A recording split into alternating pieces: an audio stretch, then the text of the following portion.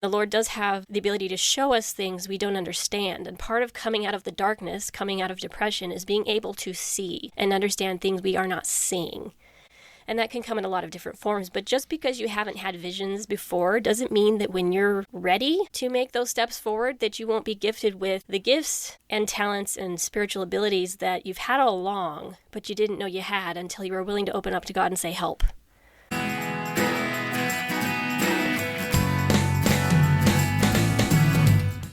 If you are struggling with symptoms of depression or just want to expand your vision and improve your life, you are in the right place. And speaking of visions, that was actually, believe it or not, one of the pivotal turning points in my healing was when I reached kind of a point of no return in my life. My marriage was crumbling. I was experiencing significant temptation in ways that I'd never faced before, and I realized I wasn't strong enough to handle it, and that scared me to death. I literally had to plead in desperation for God to help me because I knew if I tried to do this on my own, I was going to fail. It was during that time that I was pleading, asking for clarity, help me understand this, what do I do, that my gifts started exploding. I started seeing things, mostly day visions. And we're going to talk about visions of all kinds today. But the things I was seeing would flood my mind when I would ask the Lord a question. There was a interesting period where I was tempted to have an affair. It was horrible. It was absolutely horrible. And I was trying to resist this temptation, trying to understand what about this person was making me so attracted to them. I'd never been tempted like this before, and I never thought I would be. So it was very demoralizing, very humiliating, and gave me a sense of empathy for those who struggle with that sort of thing that I'd never had before, to be honest. But I didn't want to feel that way, and I wanted to do the right thing. I was given kind of this flip book download of this entire person's life. And I could see why I was connecting to this person in such a toxic way. And it made me realize that I cannot go through with this. It gave me that understanding and the strength to move forward in a way that would be less damaging to my family and to myself. But it was those little Sherlock Holmes clues that I would get through some of these visions that gave me the courage and the hope and the encouragement that I'm not alone. And I can get answers to my questions. And it wasn't always super clear. I would sometimes get these images in my mind, almost like a play that would play out in my mind. It was usually very fast. And then I would start feeling myself losing the image. And so I would get out a piece of paper and write it down really fast. And then the understanding of what it meant would start to come. There were several things that happened over this period of time, one of which I did have one of my first night visions. I'd had plenty of dreams where it was just processing information. But this one was different, and I knew it. I was standing in the most beautiful locker room I've ever seen. It had gorgeous wood, ornamented. There were other young women in the room getting ready for some kind of celebration, and we are all in these white dresses. We were all very joyful and happy and laughing and talking with each other and getting ready for this event. I also noticed that there were blue sashes on my arms, and I wasn't sure what that meant. We all went towards the exit of this locker room and opened up these massive, beautiful wooden doors, went out, and we were just joyfully frolicking through this desert. Nothing there, just this desert. We're running through this desert, and then we get to this pit. And it was not so deep that you couldn't climb out of it, but there was mud, and all of these almost construction worker type men working in the bottom of this pit in their trucks, and they were mud bogging, getting their trucks all dirty, almost like they were taking a break from work and they were having fun in their trucks. Before long, all of the men came out of the pit and were looking at a iPad that one of the girls had, and they were all observing what was on this iPad and poking at it, and oh, that's cool. Well, I looked down and I saw the person that I had been tempted to have an affair with. They were still in the truck. They wouldn't come out. And I found myself wishing they would come out of the pit. And then I woke up and I started asking, Lord, what did that mean? There's something about that seemed like that wasn't just a dream. And I knew it. And as I started contemplating this dream, I realized that I was in this white dress and that my actions were, in effect, going into the pit to retrieve this person and try to help them. But in the process, if I was to go down into that pit what would happen to my dress? It would get all dirty, and there would have been nothing I could do to make this person come out of the pit. It would have just gotten me all dirty. And I knew they weren't going to come out of the pit. They were going to stay there. So I realized I have to stay strong. I have to stay out of the pit. Don't go down to their level. And I talked to a friend of mine who I trusted a lot with things like visions. She didn't think I was crazy. And I asked her, I saw blue sashes on my arms. What does blue mean? It was very clearly blue, like a royal blue. And she said, well, in Jewish tradition, it's a sign of the covenant. Oh, promises I made to God that I would stay clean.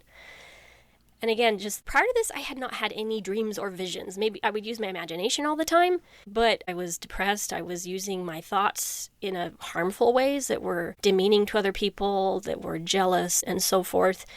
And I think that our thoughts have power. So knowing what I know now, I was probably doing damage with my thoughts and not even realizing it. I just thought I was just having thoughts. But the Lord does have the ability to show us things we don't understand. And part of coming out of the darkness, coming out of depression, is being able to see and understand things we are not seeing. And that can come in a lot of different forms. But just because you haven't had visions before doesn't mean that when you're ready to make those steps forward, that you won't be gifted with the gifts and talents and spiritual abilities that you've had all along, but you didn't know you had until you were willing to open up to God and say, help. It was a pretty powerful experience. I think when we're desperate, we're seeking that knowledge, but I'll have inklings all the time. It could be just a thought, call this person or do this thing or go this way or don't do that. And a lot of that happens as pictures in my mind. But I've found that the difference between a vision that comes from God and a vision that comes from something else, anything else, is that the one that comes from God, while this was a warning, most of the visions I've had, which aren't very many, the night visions, are warnings. But I don't feel fear. Even in the vision, I've never felt fear when it's come from God. It's been a warning, don't do that, but it's accompanied by peace. Like, it's going to be okay. You'll get through this, but here's your warning. And when it's been from another source, it's been an urgency accompanied by fear. Like, you have to do this now, or you're going to be in trouble, or you're going to get fired, or people won't like you, or you're in danger, whatever it is. And it's like, there's something that just feels off about that. I'm going to ignore that premonition because it wasn't from the right source. There's a lot of things that want to scare us or stop us from doing things. So I know, John, you've had a lot of visions, a lot more than I have. And so Yeah. I wanted to kind of turn it over to you and let you talk about your experiences a little bit and what that has meant for you, why you have the visions that you do, why they're important. First, I'm going to say that not everybody is the same. Some people, that's the gift that they're granted. And that's also one of the keys, is not to be jealous or covet the gifts other people have.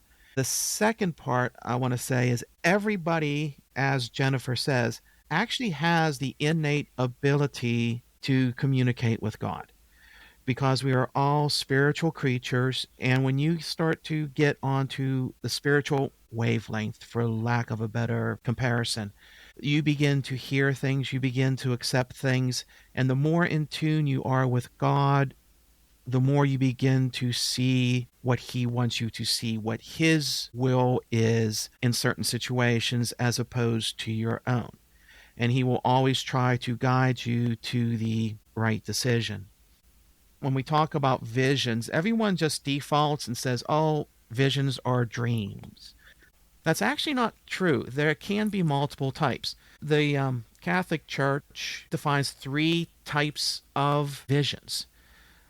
The first type of vision is known as an intellectual vision, where you gain a supernatural insight or an understanding that did not exist, but suddenly you now know it. Kind of like Neo in the Matrix. Like, think of it that way. Yeah. It's like just suddenly you have it. You've got it. Yeah, you get a straight download of knowledge, and that's actually called infused knowledge. And there have been some very great saints that's how they received their visions, their messages, literally God downloading everything straight to their brains, and then they just knew things that they couldn't know. A good example of an infused knowledge or an intellectual is during Pentecost, when the Holy Ghost came upon the apostles, and they were suddenly able to speak and understand all these different languages. Even some they had never heard of, they just suddenly had that ability. Another one is a corporeal vision, one that you actually perceive through your natural senses. What this could involve is, say you prayed, asked God for a sign, and then your neighbor suddenly shows up, knocks on your door, and says, "Hey, you want to go do this with me?" And you realize that they just answered your prayer. So that's done through a physical or a corporeal manifestation. I can always relate that to, it's kind of like a deja vu moment almost. And then, of course, the third type is known as the imaginative vision. And this is more often than not what people think of, because imaginative visions occur typically when people are asleep. Sometimes people can have a waking dream where the world around them changes and they receive information on a spiritual level, even though they're still awake at the time. And that's really kind of the three breakdowns with visions, and they can have overlaps. Myself, that is one of my core gifts. As God told me, ultimately, my gift is the gift of knowledge, the ability to know what other people do not know things that I cannot know otherwise. That's my gift. That began when I was 5 years old. It wasn't until years later, when I gained a higher spiritual knowledge, that the gifts expanded, became a way of life. And as my one friend even said, when I would tell him these experiences, and he's like, "How do you do it? How do you handle it? Like, no big deal." Like with anything else, if you have spent years doing the same jobs, I just have been doing this for so long, it has become such a part of my life that it's just second nature to me at this point. Not to say that God can't throw stuff at me and catch me off guard and surprise me, because I will tell you, the more I learn, the more I realize I don't understand, the Yeah. more I question. I think it's easy to get overly confident when you start to develop some of these gifts in the beginning, because you think you got it, you've arrived somehow. And I had a day vision where I saw my future husband walk across water after my previous relationship walked away, and I saw what he looked like. He was tall, dark hair, and when I met this person in real life, I recognized him immediately. Oh my gosh, that's the guy from my dream. But because I was so confident, I failed to ask more questions about the dream, and I made my own assumptions, put the missing pieces together in my mind of this is what it meant, instead of asking God, what did this mean? And so I ended up marrying that person. That didn't have to be the end scenario. And it ended very badly. This is the next person that's coming into your life. It's needful. You'll learn from this. And maybe that's what I needed to learn, was the humility that went along with it. But you learn to ask more questions and trust God more as you realize that you don't have all of the supernatural powers and answers. It's God who does, and He's the one that can build on it. Visions 101, Visions 102, Visions 103. Jennifer brings up a really good point. If you think you're having a vision or you're getting knowledge, you need to test it.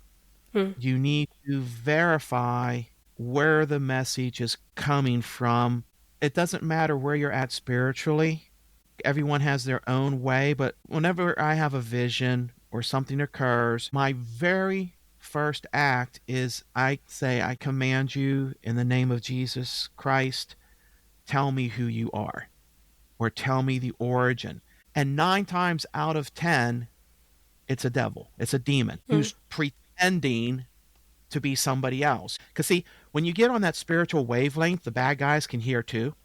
They might not necessarily know what you're saying or thinking, but they can sense what you're feeling, what you're desiring, and they will throw thoughts into your head. They will throw false images. They do it all the time. And yeah, I have these visions all the time. At the same time, I am always testing, second guessing. Great example. Last night, I had a conversation that went well with a member of the family. Then when I went to bed, I started getting all these weird thoughts, all these what ifs. And for a minute, I started questioning things, because I do question a lot of stuff in my head. And I started thinking, well, maybe I'm thinking. And then it finally dawned on me, and I just said, "Get out of here." in the name of Jesus crucified, take your thoughts, take your actions to the foot of the cross and receive your judgment. Immediately, I felt the hostility and the thoughts vanished right then and there because I was on to them. Then I just rolled over and went back to sleep. Yeah. This isn't a cure-all all the time, so it's not like, oh, if you do this, you're never gonna get a bad dream ever. Because sometimes even my son will say, well, I prayed for protection and I still had a bad dream. And I think in his case, it's processing. It was there to begin with. Like there's stuff here that needs to kind of come out. And, right. And God can help you process some of those emotions and things. He's had premonitions. He saw me get in a car accident one time on the way to school. He goes, Mom, I had a dream that you got in a car accident. And I'm going, ooh, maybe I should drive a little more carefully today. Even though I was trying to drive more carefully, I made a stupid decision that almost got me hit. It's crazy. He has a gift for kind of seeing things before they come sometimes. And it's not all the time. But I do think it's important. The reason we're told to pray morning and night specifically, because we can pray all day long and keep a prayer in our hearts and be constantly talking to God throughout the day, asking questions and for direction. But specifically at night, it's important for me to ask for angels to surround me, my room, my bed, my kids, and to protect me from harm and attack so that I can sleep restfully and that my mind will be protected and my body, especially if it's been a bad day. Because if we're being beaten up, our light's going to be dimmer. That's just kind of how it works. We have these physical bodies. If we're really struggling, the light, the energy is going to kind of implode a little bit. And so we're going to need more protection from God when we're not able to protect ourselves as well. So again, if we're, for example, in a really bad place and we're asking for protection, there's only so much God can protect us if we're not willing to make those changes too. Right. And also remember, no matter how bad things get, God will never let it get to the point that you cannot resist. But you have to ask him for help. You have to be humble and understand that you can't win. And I think that was one of the most humbling things that I ever learned. I've gone up against Satan so many times, and people were like, oh, so you defeated him, you beat him. And I'm like, nope. They're battles. Oh, yeah, these are battles. And I said, one thing I have learned is, Satan is powerful. Satan kicks my butt. Even the lowest demon on the totem pole can kick my butt. People will say, like, oh, no, we're in control of the demons. No, you're not. They're strong. They are powerful. And I acknowledge that. But with that caveat, God is in control of the demons. And so when you rely on him, they back off. You have access to the greatest power that ever was. It's like easy peasy for him to cast them out. But you don't have innately the power to do it. But I do say that your choices and your ability to access God's power in you, which is part of that light, your aura, how you shine, it's all coming from him. But you have the agency to access it. So I do think we have the power over evil, but we have to be aligned with the light in order to do it. We have to be aligned with God and trust in the gifts that he has given us. Like it says, you will command in my name. There was this one exorcist. The demon was talking to him through the person he was trying to help. And the demons told him, you have no power over me. I'm not afraid of you. And the exorcist looked at him and says, I totally agree. But Jesus is standing right behind me, and you better listen to him. And then the demon just shut up. That was the end of it. I mean, well, I think it's interesting. People in the Christian energy healing modality, I've heard it said before that, well, I have to ask permission before I work on someone or try to remove things that are hurting them. And I'm like, bull crap, you do. Like, I'm not talking to that. I'm not asking the demon for permission to make it leave. Like, if that person's being overcome by something, I'm not asking permission from that. No, I'll ask God permission. May I help this person? Is this the right time? Would this be a good thing for me to do today? But no, I'm not going to ask the thing that's possessing them if I can cast it out. Of course they're going to say no. That's crazy. Right. If we want to get back to the visions. Again, visions. that's kind of a caveat. Stay on topic. Well, you have to understand the spiritual battle to understand the power of visions and why God intervenes. If you receive a vision, there's an instinctive knowledge that you understand that you did receive one. Yeah. You just have to learn to attune to that. But also, I've never had a vision from God that has left me fearful or nervous. Every time something has come from God, even when He shows me horrible events and He says, "What are you going to do to prevent this?" basically, it's always peaceful. One of my guilty pleasures, when I actually receive a vision or I have a communication with the angels or with God, it's peaceful. It is such a beautiful, almost ecstasy. I too have had revelations in many forms that were not pleasant, but that knowing and understanding, there's just this surety that I've got you. It's going to be fine. This is the plan. Right. I'm in control, and you're not. But just having that kind of heads up, I'm like, okay, thank you. Even if it's not news I wanted to get, versus a fear, like what if, oh, I'm so more scared, so worried, what if the time, it's completely different. Completely different. Yeah. And like I said, I've had all kinds of interactions, all three types, infused knowledge, imaginative. I've had all of it. So, and I've had all three separately. I've had everything mixed back and forth. That's just the nature of my gifts. And that's also why I really tend to live my life without fear. I can still be fearful. It's like a fear of falling. So I still have some little issues here and there that, and God allows it to happen to show me you need to work on this. Yeah, He'll show us our weak spots, or Satan will, one or the other, if we let it go too far. And more often than not, people will say, well, why does God permit Satan and the other demons to do what they do? He's allowing them to expose our weak points, to expose what He wants us to overcome.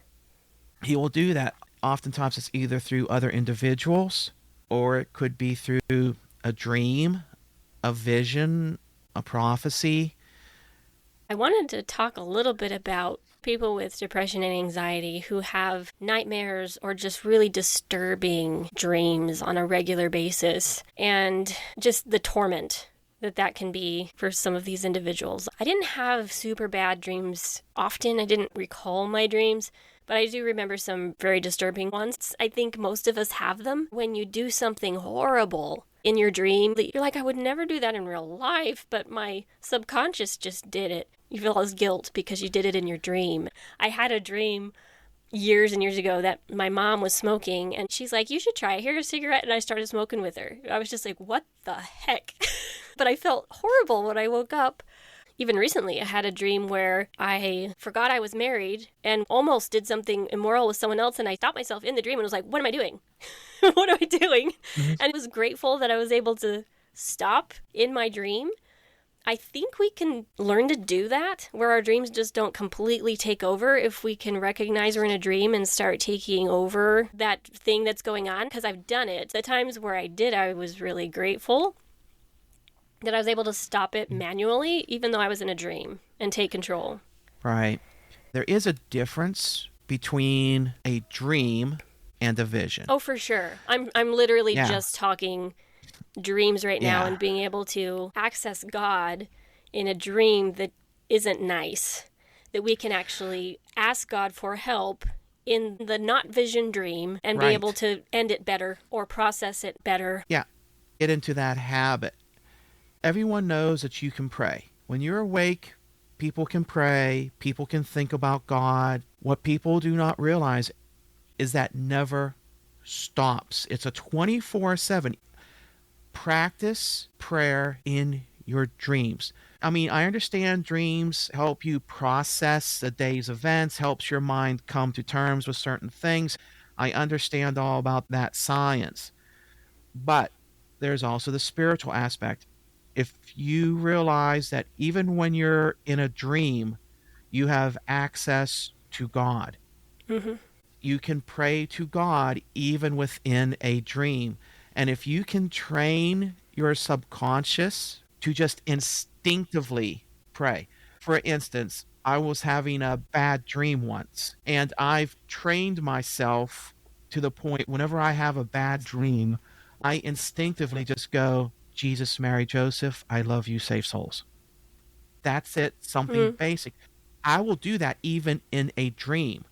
Or I've noticed that when I'm having a bad dream, all of a sudden I'll see something that reminds me of God. And it immediately shifts my focus. And you can pray for that. Like if you're struggling to recognize you're in a dream or do anything about it, ask for some specific kind of help.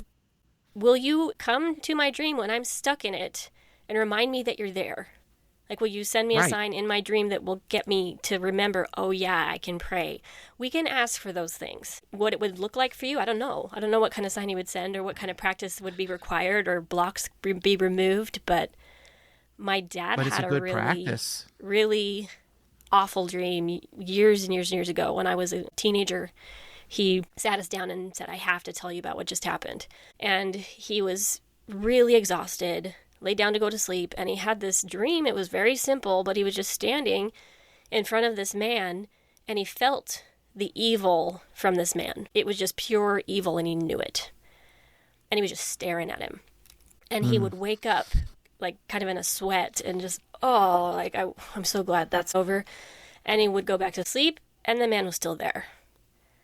And it just kept happening. He'd wake up and go back to sleep, and he was still there. Like, kind of unusual for a dream. Usually you can't go back, re-enter the dream again.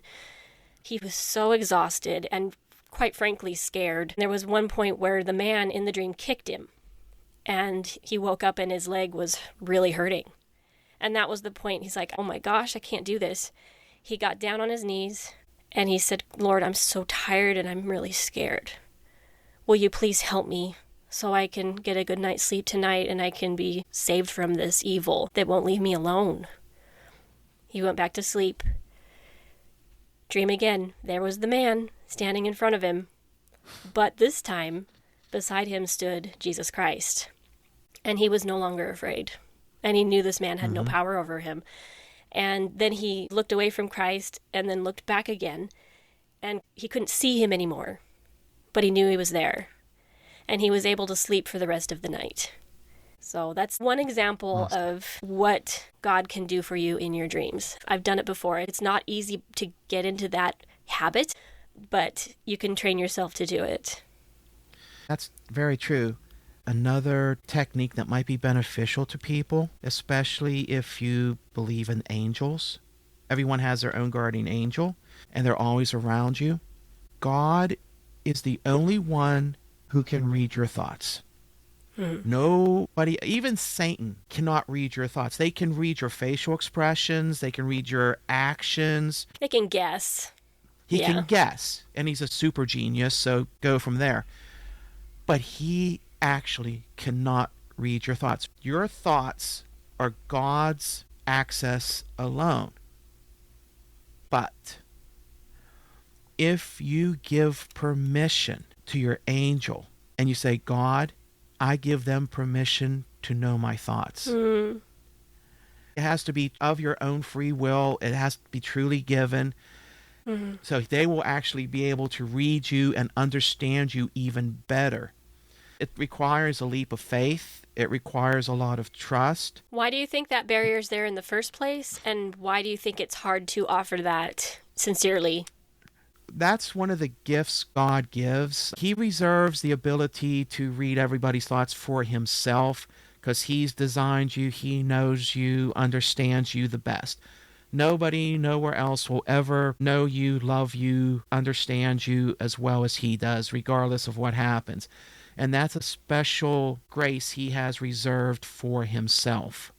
Almost like a protection, because he has his own plans. Satan and the other fallen ones were angels at one point. They all have the same gifts. So even your guardian angels have the same abilities. They cannot read your thoughts, but they can read your body language. They can understand events as they're occurring. They can sense your will. But when you open up your thoughts to your guardian angels, you give them another layer of trust.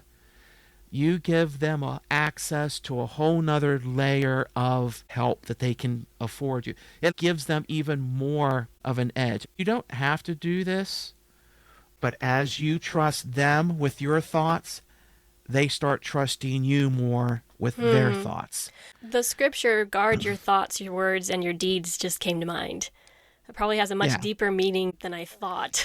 If you kind of Oh, it does. you really It look at does. that, and it's your thoughts. God has access to it, but He gave us this ability that it's not accessible to anybody else unless we want it to be. That's kind of beautiful. Yeah, Gives us kind of that it is. control. I would add, if you decide to say that prayer or invite your angels to listen to your thoughts, be specific, because there are evil angels too that are assigned to you. So God's Oh, angels yeah. only. Yeah, God's yeah. angels only can read my thoughts. Everyone else is blocked. Yeah, You might even say something of that effect, like no one other than yes. God's angels that were assigned to me. Right. Words It's do the matter. words matter. Make sure your will is in the right place when you do that. Now, as far as why some people might not want that, not everybody has that same level of trust. It's not something that happens overnight, especially when you're going through depression, you're really unsure of things, and you're affected by negative emotions. Sometimes it's hard to see the tree through the forest. That's kind of what you're trying to do. You're trying to find that truth despite all of the diversions, which means it really matters where you're at on a spiritual level.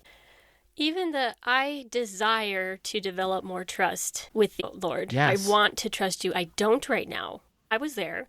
I wanted to believe, but I'm like, gosh, life's so bad. I feel kind of abandoned. I don't get it, so I had to develop some of that trust. And when I'd pray and ask for guidance, sometimes things would get harder. And I'm going, what the heck? Why? I just did all the things you asked me to do, and it just got harder. So there's a level of trust that you have to understand that God has the bigger picture that you don't, but it does take a massive amount of love and understanding that I don't see it. I'm going to just keep going, knowing that He's got it, even though I don't get it right now. I can't see it, but someday I will. Right. That does affect your visions. And as I've said, with my gift, the way it works, I can't tell you how many times I've been taken places and my guardian angel has been right next to me the whole time. Mm-hmm. Like he takes me, he guides me and leads me to wherever God wants him to go. I understand that we're inseparable. And the way God got me to recognize how much He meant was He said He was going to take him away. Demi de Leon appeared to me in the vision along with God, and He says, He's going to leave you. I have to take him away for a while. I threw a fit.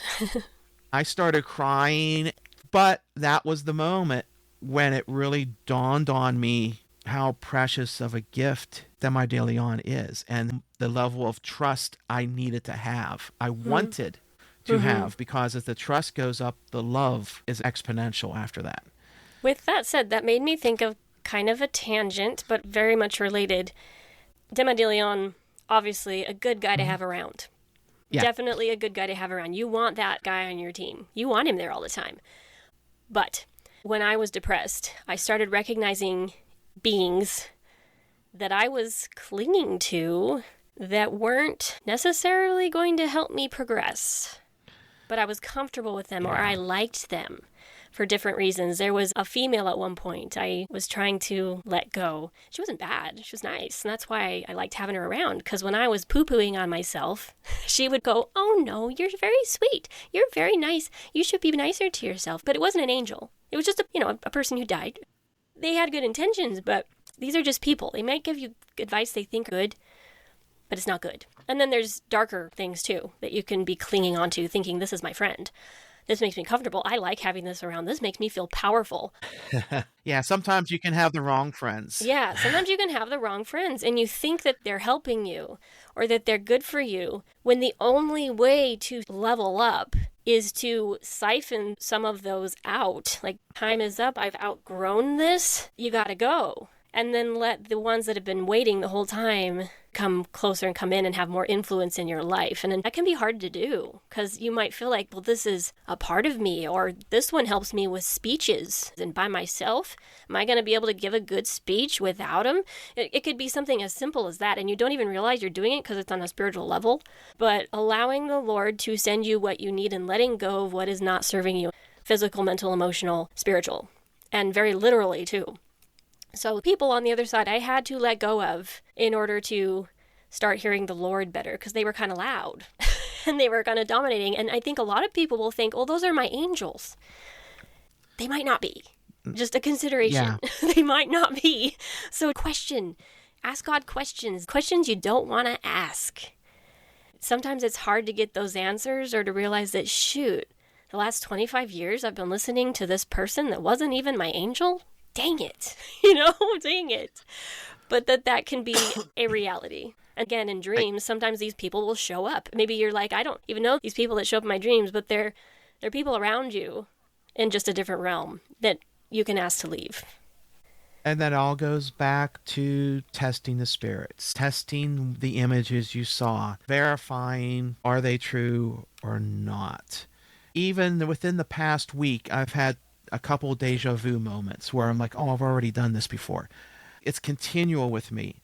At the same time, I will tell you easily 9 times out of 10, some of the quote unquote visions that I receive are false because I test them. I call it like a shotgun technique when he gets really frustrated with me. Mm-hmm. He will throw 100 truths at you if it gets you to believe a single lie. Yeah, just like a package deal. And if he can get that one crack in your armor, he will do it. Mm-hmm. In my case, he tends to use visions a lot because that is my gift. But he will always come at you from whatever angle that is, and usually from something that you're good at or don't even realize. He sure loves using gifts against us, and I honestly think those who struggle with anxiety and depression are some of the most gifted spiritually people on this planet.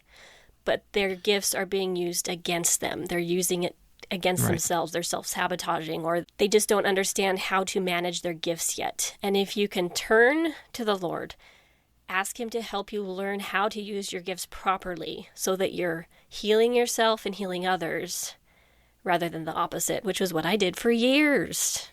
Years and years and years. I was like a weapon that was being used on the wrong team because I was handled by the wrong handler. And I had to literally reject that in very real ways, cling to Christ, let him use me as a tool the way he wants, and then redirect those gifts in new and powerful ways that I never knew was possible. If you are struggling with anxiety or depression, you are simply being suppressed. Your gifts are being used poorly. You are worth so much, and Satan knows how much damage you can do if you heal. So take that as encouragement that if you're suffering this much, there's a heck of a lot of power beneath all of that when you figure it out. And that is my hope for you. That was me for so many years. I didn't have that strong Christian upbringing, and I listened to the wrong side, and I let my gifts be manipulated. I thought I was doing the right thing and never saw the danger, never saw the wickedness behind it. Whenever I converted truly and embraced God, and then God's like, he manipulated your gifts. He twisted the gifts I gave you. And then God fixed me. And that's what it had to take. It took God to fix me, and it wasn't an overnight process. It wasn't like God went in and go, okay, you're normal. St. Peter, the apostle, the one who established his church, denied Christ 3 times. Even after being told he was going to do it. No, I won't. Yeah. And Jesus asked him after the resurrection, do you love me? Jesus asked him that 3 times in order to make up for the 3 denounces. And that's the way God worked. He does that with all of us. So yeah, I had to work. I had to constantly prove my trust in God. And that's why I had so many visions where I had to literally keep proving to God over and over again that I was sincere and that I was honest with my change, with my conversion, and that I really did want him in my life. It wasn't a one and done. I struggled. I fought. But the thing is, during that entire process, he encouraged me. He backed me. It pushed me forward. And that's why I am who I am today and why I have an understanding of things. And that's one of the reasons he wanted me to go through that experience. Why he allowed it to happen, I understand it now. Mm-hmm. and I can help others who are going through a similar situation. And Jennifer is right, too. Satan always attacks people through the gift God has given them. He always twists it and manipulates it and tries to make them think that that is the normal. When in reality, it's not. Resent your gift. Yes. Which is what you described. Like, I don't even want this because it's so painful, because it's being used in a convoluted, horrible way. Don't be afraid to be sorrowful, because when I finally understood some of the things that I had done and some of the pain that I caused Jesus, when he really allowed me to understand how my actions were one of the hammers on his nails. Oh, I can't tell you how sick and sad I felt at that moment when it really dawned on me what I had done. But if that was the thing, God wanted me to understand. He wanted me to realize, of course, first of all, I'm not perfect, and I accept that. You have to learn to accept things. So the sorrow part, it doesn't have to last a terrible long time. You process, you move on. I think the problem with so many people who struggle with depression is they sit in the mud and they just condemn themselves over and over and over and over and over again. And it's not helpful to anybody, to no one. It doesn't help you, doesn't help the people around you. You got to get out of the mud. Clean off. Admit that I don't want this mud on me anymore. This is yucky. And I'm sorry that I got mud all over everything else that I touched. Whatever it is. But yeah, looking back, especially with the gifts that I have been offered and given, I used those gifts. I didn't know what I was doing, but I've learned how powerful my thoughts are, and that they can be used to heal and they can be used to harm. Right. I did not realize the depth of how much I was harming people with my thoughts. We can all do this, but I think for me it's a bit of a superpower. And realizing that I was doing that for the years and years and years that I was depressed, just all the horrible thoughts I thought about myself and other people were quite literally hurting other people.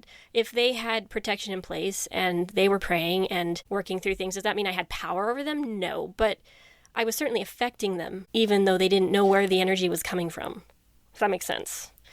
So just being able to acknowledge that, wow, this power, it needs a reliable container, and I've got to be it. Like, I have to learn how to manage this for the good of myself, the good of my family, the good of all mankind, and start using it in a way that will make you into the warrior you were meant to become, or the teacher, or the mentor, or the peacemaker, negotiator. There's so many different roles that we have to play. We're not all outright warrior fighters, but every battle that you win, regardless of what it is, you're going to lose some, you're going to win some, and you got to keep perspective that this is about the war.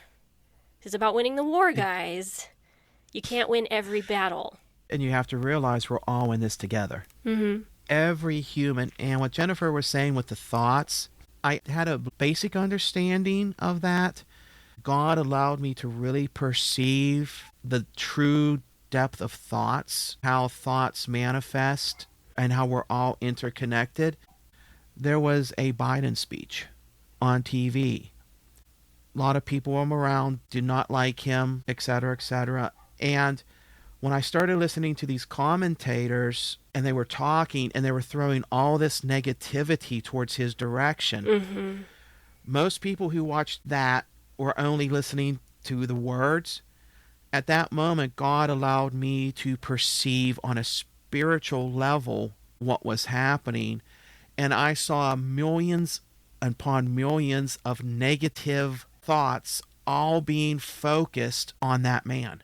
So sad. At the same time. When you really see it from there, you're like, the compassion, even though I don't think he was a good president. I don't like what he did at all. But it's like, oh my gosh, he's a human being. Yeah, he's a human. That's not going to help him be a better president. If we're throwing all this at him and all that hatred. Oh my gosh. That's what people don't realize. Your thoughts literally affect everybody else. It's a domino effect. One of the things that happens after you die, if you can research this, please do. God allows you to relive your life, but he shows you how your actions and how your thoughts influenced everybody else around you at the time. Yeah. So every negative thing you've said, he allows you to see the domino effect that you caused, a ripple.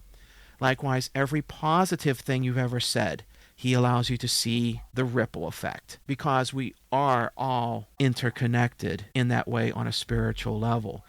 And the sooner you realize that, the better, which is also why it's very important. If someone is depressed, they need rallied behind. People need to support them, positive influence, Compassion. compassion. You got to be real, because again, I know I've said this before, but people who are depressed, it's hard to accept positivity.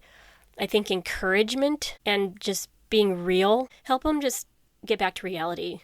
This is not the truth that you're seeing about yourself, Right. but not overdoing it, because it gets rejected. As a depressed person, I would be like, no, I'm not. No, it isn't. If it's like too positive, it's like, no. But to just be Right. real, be compassionate, be kind. We are all suffering in some way. I had an experience this week. Something that happened quite a few months ago was tormenting me. I'd made a mistake that, it wasn't like a massive mistake, but it had really irritated this person in public that I didn't know, and she was being really patronizing and rude to me. And it kind of caught me off guard and really hurt my feelings. So here I was thinking about it and wishing that I had handled it differently, or that I hadn't done the dumb thing in the first place that would have made her mad.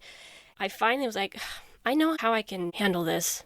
Why am I ruminating about it? It's not changing anything. And so I asked the Lord to help me. And I've talked about this before, but I redid the scenario in my mind several different times and opened up that almost like, can we try this again, in a spiritual way, like inviting this person to redo this event with me. And I was able to talk with her frankly and kindly, and it invited a kinder response from her. And then we hugged. It was a vision that I asked the Lord to help me work through so that I could change, kind of repent and offer forgiveness and repentance for her.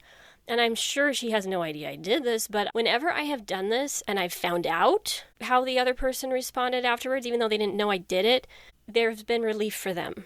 And so this is something we can do. We can ask the Lord to help us, take us through a scenario or vision where we can offer forgiveness, offer a conversation. There's so many times where there's not people who are safe to talk to. That wouldn't go well if we tried to confront a person, right? We know these situations. But we can invite them in a spiritual sense and ask the Lord to mediate a conversation between us and another person spiritually. I really believe that.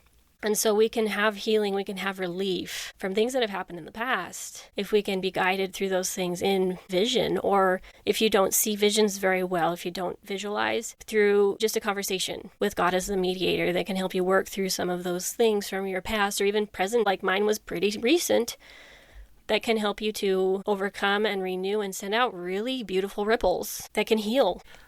Regardless of how you get the information from God, even if it's not in vision form like we've talked about, it's that understanding. It changes everything.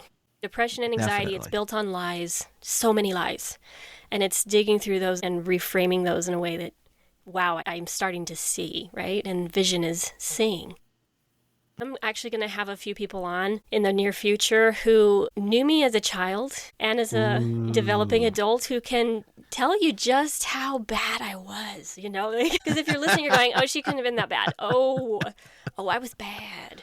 So there is hope for you if there's hope for me. That's all I'm saying. One of my greatest prayers to God is that if I can help someone be better than me and not make the same mistakes I did, then I will feel that I've accomplished something. It's kind of messy, but those are the greatest stories. And you can write an amazing story with your life. There's life so far. You've got life left over. If you're listening to this podcast, I would encourage you to continue. We have so much good content coming up.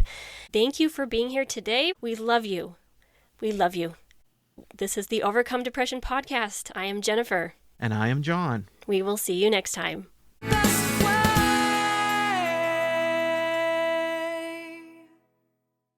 If you are new to this podcast, please go watch all of the hashtag introduction videos first, and then consider downloading the Overcome Depression workbook. Links in the description. The content in this podcast is based on my own personal beliefs, is for informational purposes only, and is not intended to substitute for medical advice, diagnosis, or treatment. Please refer to the full legal disclaimer in the description.